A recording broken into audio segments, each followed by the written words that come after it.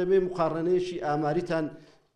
کۆڕبەندی هاریکاری کەرتی گشتی و تایبەتە لە هەولێر بناغەی کارکردنی مە دەبێ بناغەی زانستی بی کۆڕبەندەکە تایبەتە لەسەر گرنگجیدان بە خوێندنی پیشەیی لە هەرێمی کوردستان کە ئامانجی سەرەکی ڕەخساندنی هەلیکارە بۆ دەرچوانی پیشەیی لا کەرتی تایبەت. یەکێک لەو پرۆژانێک کە ئێستا قسەمان کرد لەم کۆبوونێدا لەسەر سیستەمی خوێنی دوانە تعلیمی مزەوج بۆ ئێمە لەمەدا بتوانین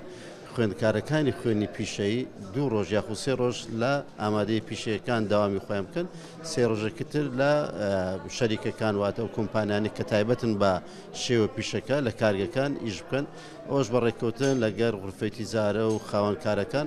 با خۆشبەختانە ئەو کۆبوونەوەی کە ئەو ئەنجامماندا زۆر سەرکەوتوو بوو پێم وایە ئەنجامی باشتر بێت. ئەو خاوەنکارە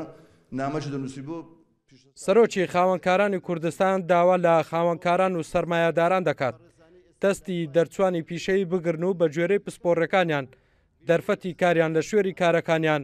بۆ بڕەخسێنن. داتایەکەمێ لەسەر ئەوەی کە ئەمە لە یەکەم ڕۆژی دامەزراندنی خۆمان خاوەن کارەکانمان دائیمەن وارێ کردیە بتوان دەستی ناوخۆ و زیاتر سوودمەندین بۆ نمونە مەسەر کارگەیەکی دۆشاوی تەماتەمێ لە حەریر ئێستا 100 کرێکار و کارمەند لەوێ ئیش دەکە هەمووی خۆماڵی هەمووی خۆمان و ناوخۆنە هەمووشیان 180 دەرچووی کۆلیژ و پەیمانەکانی کوردستانن یانی شتێکم کردیە بتوانم باری خەڵکەکی سوود بکەم وەکو ئەرچی خۆم نەک بە منەت بیرەم وەکو ئەرچی خۆم یعنی ئەگە بیخێ سەر ڕێژە بەڕاستی